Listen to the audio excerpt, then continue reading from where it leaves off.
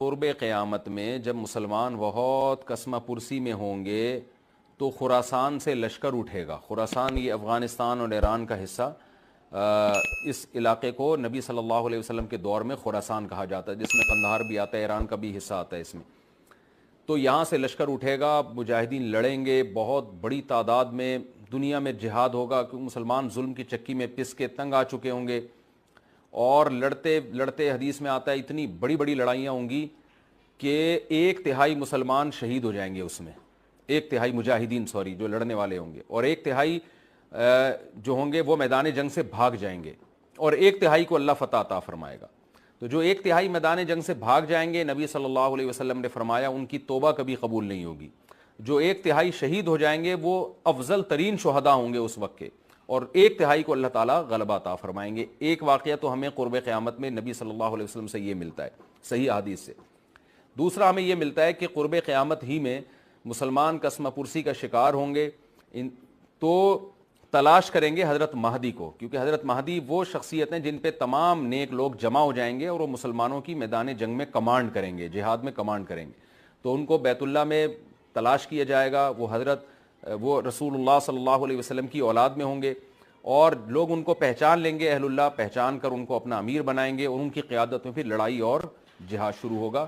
اور یہ لڑائی جب دمشق میں لڑائی ہو رہی ہوگی تو دمشق میں عصر کی نماز کے وقت حضرت مہدی، میں نے جو یہ کہا کہ دمشق میں لڑائی ہو رہی ہوگی، مقصد یہ نہیں ہے کہ دمشق کوئی میدان جنگ بنا ہوا ہوگا، مقصد یہ ہے کہ وہ مجاہدین کا لشکر دمشق میں ہوگا عصر کی نماز کے وقت. لڑائی چاہے کسی اور میدان میں ہو رہی ہو، لیکن حدیث میں ہمیں دمشق کا تذکرہ ملتا ہے. تو دمشق میں حضرت شام کا تذکرہ ملتا ہے، اور جو قرائن ہمیں ملتے ہیں وہ دمشق کی ایک خاص مسجد ہے. وہ مسجد حضرت مفتی تقی عثمانی صاحب اور مفتی رفیع عثمانی صاحب نے اس کو ہائی لائٹ بھی کیا، لیکن وہ یقینی نہیں ہے.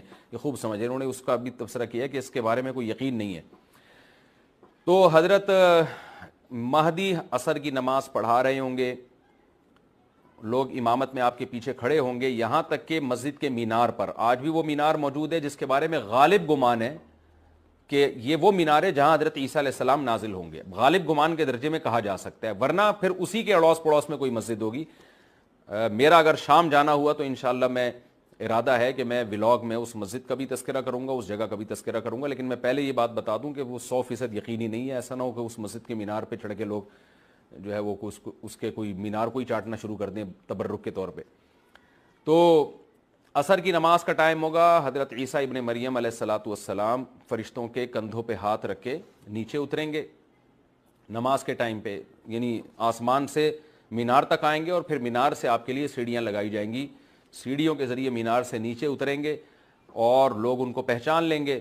حضرت مہدی ان کو امامت کے لیے آگے کریں گے کہ آپ اللہ کے ایک پیغمبر ہیں، آپ نماز پڑھائیے. حضرت عیسیٰ علیہ السلام انہی کو آگے رکھیں گے. اور اس طرح کا مفہوم ہے حدیث میں کہ اللہ نے اس کام کے لیے آپ کو ہی منتخب کیا. کیا مطلب؟ یہ امامت اس امت کا حق ہے. تو حضرت عیسیٰ ابن مریم علیہ الصلاۃ والسلام کا جو کام ہوگا وہ جہاد ہے اور یہودیوں سے انتقام لینا، کیونکہ یہودیوں نے اپنے خیال میں حضرت عیسیٰ کو قتل کیا تھا، تو اللہ نے یہودیت ہی کے خاتمے کے لیے اور دجال کے خاتمے کے لیے عیسیٰ ابن مریم کو نازل کیا ہے. حضرت مہدی سے پہلے ہی دجال ظاہر ہو چکا ہوگا. دجال کے بارے میں حدیث میں آتا ہے کہ ہر پیغمبر نے اپنی امت کو دجال کے فتنے سے ڈرایا ہے.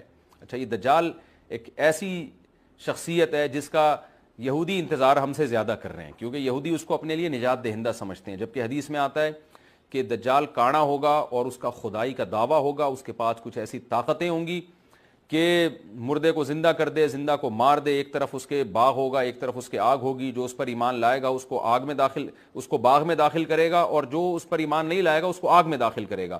اور رسول اللہ صلی اللہ علیہ وسلم نے فرمایا اس کی جو آگ ہے حقیقت میں وہ جنت کا باغ ہوگا، اور اس کا جو باغ ہے حقیقت میں وہ جہنم کی آگ ہوگی. تو جو نبی کی باتوں پہ یقین کرتے ہیں وہ دجال کے فتنے سے محفوظ رہیں گے. اور حدیث میں سورہ کہف کی بھی تلاوت کا حکم ہے. جمعے کے دن جو کہف کی تلاوت کرتا ہے اللہ اس کو دجال کے فتنے سے محفوظ رکھتا ہے. اب آپ دیکھیں یہ سورہ کہف میں ہی قیامت کی علامات کا تذکرہ ہے نا، تو شاید اسی وجہ سے کیونکہ جو سورہ کہف پڑھتا رہے گا وہ یاجوج ماجوج کے واقعات بھی پڑھتا رہے گا اور اللہ کی قدرت کے واقعات بھی پڑھتا رہے گا، تو دجال کے فتنے سے اللہ اس کو اس برکت سے بچا کے رکھیں گے، فتنے سے محفوظ رکھیں گے. تو وہ ایسی طاقتیں دکھائے گا، بے وقوف لوگ اس پہ ایمان لے آئیں گے. حدیث میں آتا ہے کہ کانا کبھی بھی خدا نہیں ہو سکتا، نہیں اس کی تو ایک آنکھ ہوگی نہیں، لیکن بے وقوف لوگ اس کے یہ کچھ ظاہری کمالات دیکھیں گے، یہ نہیں دیکھیں گے کہ یہ تو شکل بھی اس کی اچھی نہیں ہے، یعنی خدا کم از کم جمال والا ہوتا ہے نا, یہ تو ہے بھی کانا, اور اس کے بڑا بڑا کافر بھی لکھا ہوا ہوگا واضح طور پر, جس سے پتہ چلے گا. لیکن احمق اور بیوقوف لوگ جیسے روحانی عامل کو کچھ شعبدے دیکھ کر ان پہ سے متاثر ہو جاتے ہیں نا, روحانی عاملوں کے شعبدے دیکھ کے, تو ایسے ہی دجال کے شعبدے دیکھ کے متاثر ہوں گے. تو بہت لوگوں کو, خلقت کو, بہت بڑی امت کو گمراہ کرے گا دجال. اہل اللہ کو اللہ تعالیٰ اس کے فتنے سے محفوظ رکھے گا. پھر حضرت عیسیٰ ابن مریم جب نازل ہوں گے تو وہ دجال کو قتل کریں گے. حدیث میں آتا ہے کہ نیزے کے ذریعے گھوڑے پہ بیٹھ کے قتل کریں گے. علماء نے اس حدیث کا دو مطلب بیان کیے ہیں کہ یا تو اس کا مطلب یہی ہے کہ واقعی گھوڑے پہ بیٹھیں گے, نیزہ استعمال کریں گے, زمین جو ہے وہ اتنی پہلے اس سے جنگیں ہو چکی ہوں گی کہ لوگ دوبارہ تلواروں گھوڑوں کی طرف آ جائیں گے. اس بات کا امکان ہے, ہر ملک ایٹمی طاقت بن چکا ہے, تو اگر یہ ایٹم بم سارے ملک آپس میں چلا دیں تو ہم دوبارہ گدے گھوڑوں والی زندگی پر آ جائیں گے. ٹیکنالوجی ساری تباہ و برباد ہو جائے گی, انسان کی ترقی. تو اس بات کا بھی امکان ہے کہ کوئی اس سے پہلے ہو سکتا ہے کوئی ایسی جنگ عظیم ہو کہ انسانیت دوبارہ پہاڑوں پتھروں کے دور میں آ جائے. لیکن ظاہر یہ معلوم ہوتا ہے کہ رسول اللہ صلی اللہ علیہ وسلم نے جو کلام کیا ہے, ظاہر ہے اس دور کے لحاظ سے جو لوگوں کے, جہاں تک جو لوگوں کی مینٹل اپروچ ہے وہاں تک, تو نبی صلی اللہ علیہ وسلم میزائل یا اور ٹینکوں کا تذکرہ کرتے تو کیا سمجھ میں آتا؟ تو گھوڑے سے مراد ہے جو اس زمانے کا گھوڑا ہوگا, اور نیزے سے مراد ہے اس زمانے کا جو اسلحہ ہوگا, کیونکہ نیزہ نبی کے دور کا ایک مناسب اسلحہ تھا اور گھوڑا نبی کے دور کی میدان جنگ کی ایک مناسب سواری تھی.